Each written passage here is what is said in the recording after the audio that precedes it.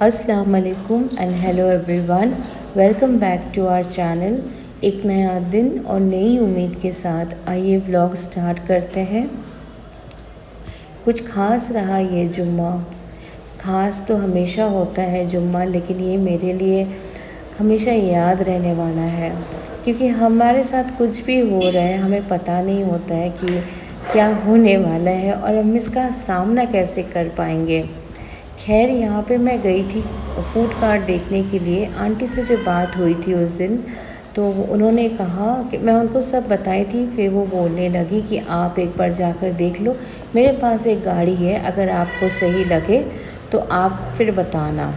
खैर, मैं वो देख कर आई और उसके बारे में मैं बाद में आपसे बताती हूँ क्या हुआ। और जब मैं घर वापस आई, असर का वक्त हो गया था और जो मैनेजमेंट लेडी थी वो मुझे फ़ोन करके बताएं कि अगर मैं 7 बजे घर पे रहूँगी। तो मैंने कहा कि हाँ, मैं घर पे ही रहूँगी इंशाल्लाह, क्या बात है बोलिए। तो वो बोली नहीं, आपसे मिलना है। तो करीब मगरिब में पढ़ के उठी तो वो आई और उसी वक्त टैंकर भी आया था। और पानी मैं पकड़ूँ या उनसे बात करूँ, खैर वो तो हो गया। पानी तो मैं जिस तरीके से जितना हो सकता मैं ले ली और उनसे बात हुई। ऐसे कोई भी काम करने बैठेंगे ये दोनों आके गोद में बैठ जाते हैं। सो रही गोद में, जुम्मी सो रही है। तो रोती रहती है ना, कि रोती रहती है, कभी कभी बहुत ज़्यादा ज़िद करती रहती है कि मुझे बैठने को कहती है। जब मैं बैठ जाती हूँ आके गोद में आके बैठ जाती है, सो रही है गोद में। और ये बैठी है यहाँ पे। छोनी पापा, खोजुमा, छोना पापा। मैडम के जाने के बाद कुछ देर मैं बच्चों के साथ बैठ गई थी। वो होता है ना कि आप के सामने पूरा ब्लैकआउट हो जाता है, कि आपका सोचने का ताकत चले जाता है कि आपको आगे क्या करना है। तो बस मैं थोड़ी देर बच्चों के साथ बैठ गई, सोचने लगी। उसके बाद मैं ईशा का नमाज़ अदा की और फिर मैं किचन में आई। मैडम से ये बात हुई, वो आई और नोटिस लेकर आई। वो कहने लगी कि जो अपार्टमेंट्स जो है, जो 3 ब्लॉक्स जो है, वो नए ओनर, कोई नया ओनर है, आज से 4-5 महीना पहले उन्होंने ख़रीदा है। और 4-5 पहले मैं जब आई थी, जब उनसे पूछी थी कोई प्रॉब्लम तो नहीं है क्योंकि नया ओनर है, तो वो बोली थी कि ऐसे कोई बात नहीं है, आप बेफिक्र से रहो। और आज वो आके नोटिस देती हैं कि 1 महीने के अंदर, मार्च 20 तारीख तक 1 महीने के अंदर घर खाली करना पड़ेगा। मैं सोची सिर्फ मुझे बता रही हैं वो, क्योंकि मेरा 1 मंथ का रेंट बाकी है। और जो मैं बोली हूँ उनको कि इंशाल्लाह ताला मैं दे दूँगी, तो उनके हाथ में 2 लिस्ट था, पूरा टेनेंट्स का, इतने सारे टेनेंट्स हैं, उनके नाम मैं चेक की, उसमें लिखा हुआ था कि एज़ पर ओनर हमें घर खाली वेकेट करना है। मैंने उनसे बोला कि मैम 1 महीना बहुत कम वक्त है, कम से कम 2, ढाई, 3 महीने का वक्त देना चाहिए। तो उनका एक ही स्टेटमेंट था कि हम कुछ नहीं कर सकते, जैसे मैनेजमेंट चाहते हैं आपको वैसे ही करना पड़ेगा।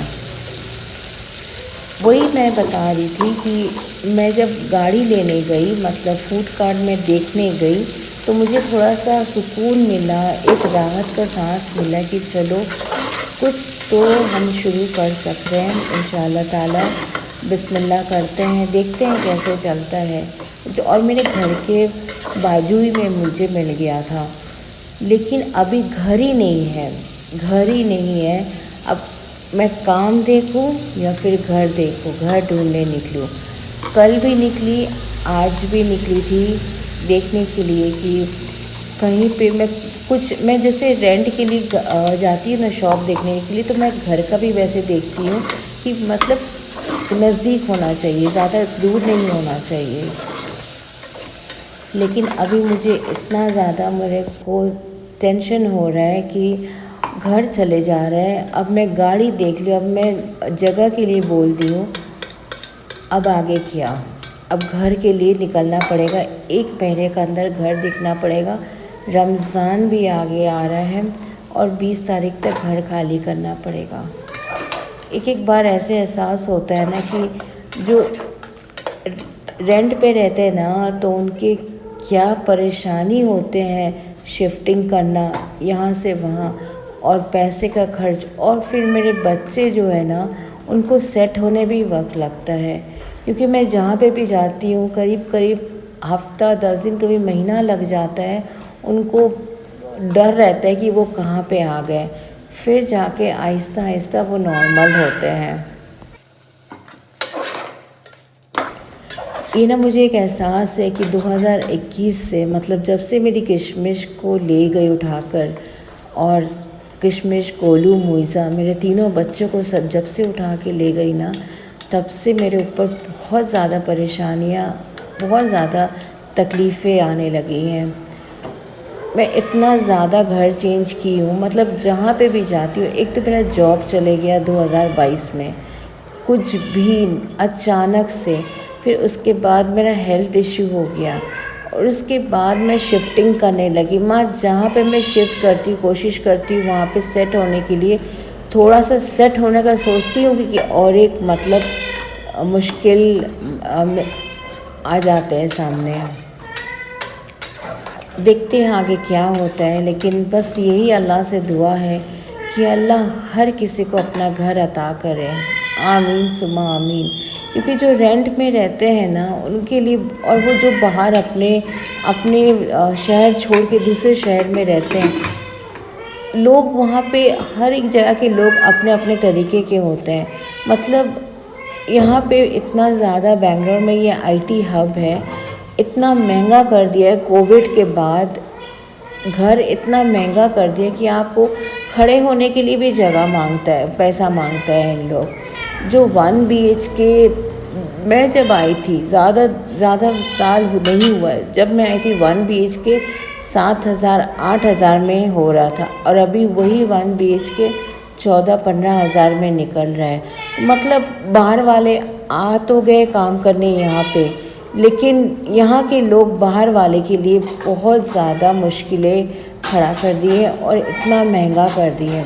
उन्हें लगता है कि जो बाहर वाले इतना आईटी में जो इतना अर्निंग्स उनके रहते हैं, इतना कमाते हैं लोग, तो क्यों ना हम इनके लिए इतना ज़्यादा चार्ज कर दें। पर एक लिमिट होता है ना, आप कितना चार्ज करोगे। सब फैसिलिटीज़ तो हर कोई हर किसी को देता है, रेजिडेंशियल हो या फिर बिल्डर वाले प्रॉपर्टी हो या जैसे भी हो, फैसिलिटीज़ रहते हैं। लेकिन इतना ज़्यादा हाई कर दिया रियल इस्टेट वाले, जो हम जैसे लोगों के लिए बहुत तकलीफ़ें हो जाते। जो रहने का वो रह लेते, मतलब जैसे करके भी रह लेते हैं। लेकिन मैं भी रही थी, मैं भी 2 साल पीजी में थी। छोटा सा रूम नहीं था, वो किचन था वो, मतलब वो अपार्टमेंट का, फ्लैट का, वहाँ पे मैं थी 2 साल। उसके बाद मैं जाके दूसरा घर चेंज किया, और उसके बाद वापस वही घर में आई जहाँ पे पीजी था, और वो घर रेजिडेंशियल कर दिया था ओनर। तो मैं पूरा 3 BHK फ्लैट माशाल्लाह ले ली थी। वो घर मुझे बहुत सेट हो गया था। देखते हैं आगे क्या होता। अल्लाह पाक हम सबको, मतलब सबकी मुश्किलें हल करे, क्योंकि घर ढूंढना, फिर वहाँ शिफ्ट करना, फिर जाकर सेट होना, काम देखना, बहुत वक्त लग जाता है। और मैं बिल्कुल अकेली हूँ, बेंगलोर में बिल्कुल अकेली हूँ। मेरे साथ कोई नहीं कुछ करने वाला, मैं खुद अकेली देखती रहती हूँ, घूमती रहती हूँ। और इसलिए यहाँ पे लोग मेरे साथ ऐसे मतलब सलूक करते हैं कि सिंगल नहीं देंगे, या पेट्स वाले को नहीं देंगे। खैर, आप हमारे लिए दुआ करें, ढेर सारी दुआएं करें कि हमें अच्छा से अच्छा घर मिल जाए जो हमारे बजट में हो, और हमारे जो बच्चे जो है वो भी सेट हो जाएं। मेरे हिस्से का खुशियाँ कहीं गुम हो गया है, नहीं तो ख़त्म हो गया है। कि आज सुबह जब मैं उठी ना, मैं खुश हो गई थी कि चलो आज जुम्मा है, आज मैं जाऊंगी फूड कार्ट देखने के लिए, आंटी से बात करूंगी, आंटी कोई और ओनर से बात करवाएंगी स्पेस के लिए। लेकिन मुझे नहीं पता था कि दिन ढलते ढलते और एक बड़ा मसला मेरे सामने आ जाएगा। और ये घर का मसला बहुत बड़ा होता है क्योंकि शिफ्टिंग करना, बच्चे को लेके जाना, ढूंढना, खैर अल्लाह जो करते हैं बेहतर के लिए करते हैं। पता नहीं शायद इसमें भी हमारे लिए कोई अच्छाई छुपा हुआ है। खाना खाते बनाते बहुत रात हो गया था। इंशाल्लाह मिलते हैं आपको अगले ब्लॉग में। हमारे लिए ढेर सारी दुआएं करें और अपना खूब ख्याल रखें। चलो अल्लाह हाफिज़।